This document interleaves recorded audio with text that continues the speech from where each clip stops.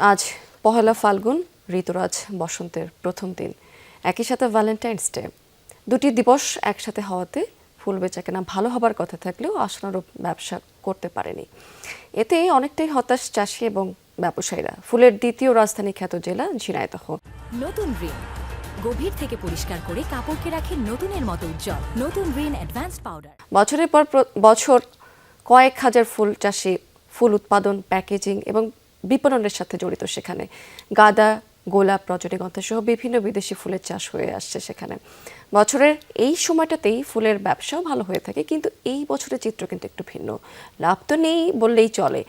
এক ঝোপা গাঁদা বিক্রি হচ্ছে সেখানে 200 টাকা, এক পিস গোলাপ বিক্রি হচ্ছে 8 থেকে 10 টাকা, একটা রজনীগন্ধার স্টিক বিক্রি হচ্ছে 5 থেকে 6 টাকা করে। ঝিনাইদহ থেকে রাজধানী ঢাকা, চট্টগ্রাম, বরিশাল, সিলেট সহ সারা দেশে ফুল যায় সারা বছর ধরে। তবে গত বছরের তুলনায় এই বছর ফুলের চাষ বেড়েছে 91 হেক্টর জমিতে।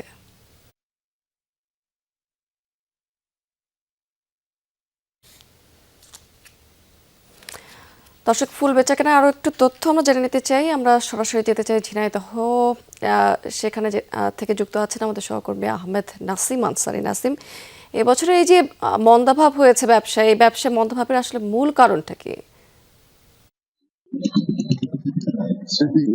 আজকে বিশ্ব ভালো দিবস পহেলা ফাল্গুন। কিন্তু ফুলের বেচা বিক্রি কিছুটা হলো মন্দাভাবের মূল কারণ হচ্ছে পড়েছে এবং আন্তর্জাতিক যে মাতৃভাষা দিবস 21শে ফেব্রুয়ারি আসছে, সেটা পড়ে গেছে রোজার মধ্যে। সেই জায়গায় কিন্তু এই দুটো কারণে কিন্তু ফুলের যে মন্দাভাবটা সেটা কিন্তু অলরেডি মানে বিভিন্ন।